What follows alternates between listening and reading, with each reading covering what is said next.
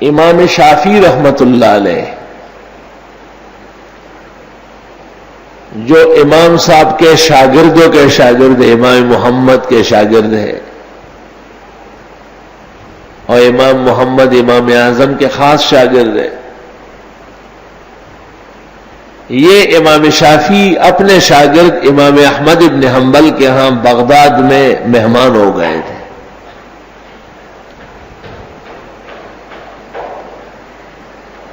تو امام احمد نے گھر پر کہا کہ جتنے کھانے ممکن ہیں سب پکوا لیں، کیونکہ میرے استاد اور شیخ زمانے کا مجتہد امام شافعی آج ہمارے مہمان ہیں، بہت بڑی خوشی کا دن ہے، وہ آئے ہمارے گھر، خدا کی قدرت ہے، کبھی میں ان کو کبھی اپنے گھر کو دیکھتا ہوں۔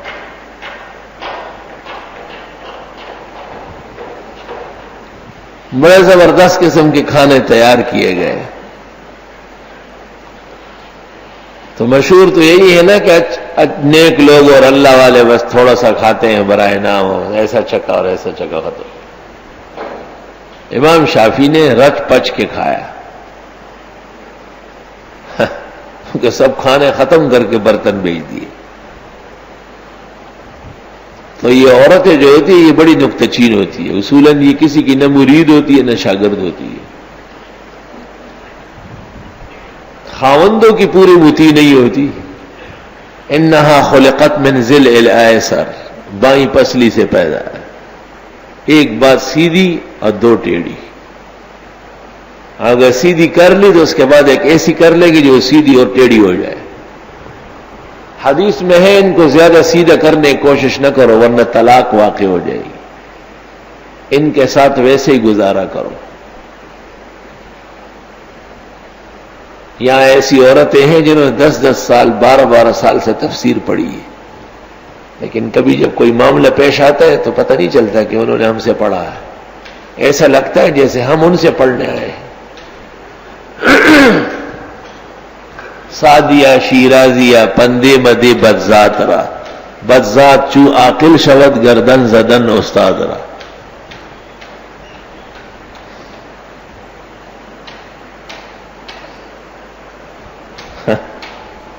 توبہ استغفر اللہ۔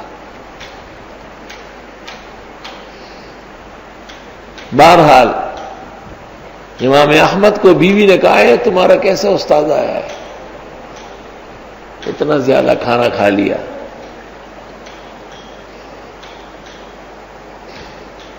اور رات کو ان کے کمرے میں نوکرانی سے سرائی بھر کے پانی رکھوایا کہ حضرت صبح اٹھیں گے تہجد کے لیے تکلیف نہ ہو۔ صبح جب نوکرانی برتن اٹھانے گئی تو سرائی پانی سے بھری ہوئی رکھی تھی، تو امام احمد کو بیوی نے کہا کہ حضرت اس نے تو رات کو نماز بھی نہیں پڑھی۔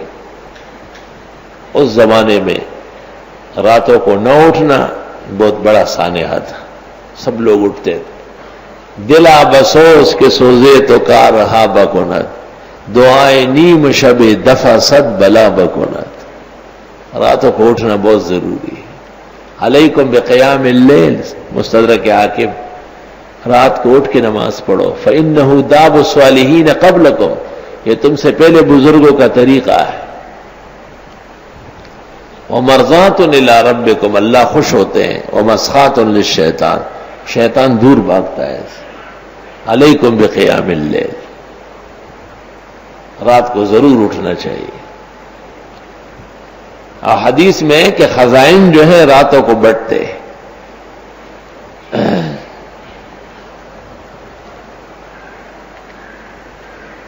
تو امام احمد نے آ کے امام شافعی سے کہا کہ حضرت گھر والی نے دو باتیں کہی، ایک تو زیادہ کھانا کھانے پہ اعتراض کیا ہے، پکے شاگرد ہیں نا، مکمل سمجھنا چاہتے ہیں، اور اتنا اعتماد ہے کہ امام شافعی اس کا بھی استاد ہے، اس بات کا بھی جواب پورا دے گا۔ اور صبح پھر اٹھے نہیں یا کیا ماجرا ہوا ہے، پانی پورا رکھا ہوا تھا۔ تو امام شافعی نے کہا کہ میری دانست میں اس وقت روئے زمین پر حلال رزق وہ احمد کا ہے، حلال رزق بہت بڑی نعمت ہے. یا ایھا الرسل کلوا من الطیبات واعملوا صالحا، پیغمبروں کو حکم ہے حلال کھاؤ تب نیک عمل کر سکو گے. یا ایھا الذین آمنوا کلوا من طیبات ما رزقناکم واشکروا للہ ان کنتم ایاہ تعبدون. اے ایمان والو حلال کھاؤ، خدا کا شکر کرو، اخلاص سے عبادت تب ہوگی. روئے زمین پر رزق حلال وہ احمد کا ہے، تو حلال رزق جتنا کھایا جائے اس سے پاک خون بنتا ہے اور وہ پھر پاک جگہوں میں صرف ہوتا ہے. چنانچہ میں ایک عرصہ دراز سے ایک آیت میں پریشان تھا.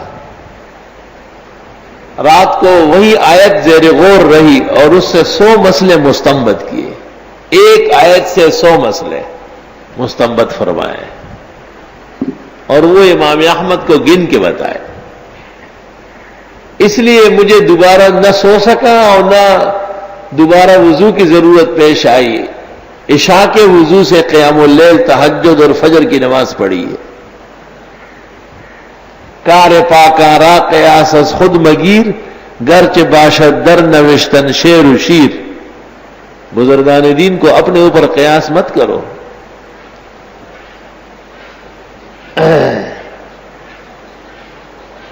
اور جملہ خلق از ای سبب گمراہ شوان. لوگ اس لیے تو برباد ہو جاتے ہیں کہ بڑوں بڑوں کو اپنے جیسے سمجھتے ہیں.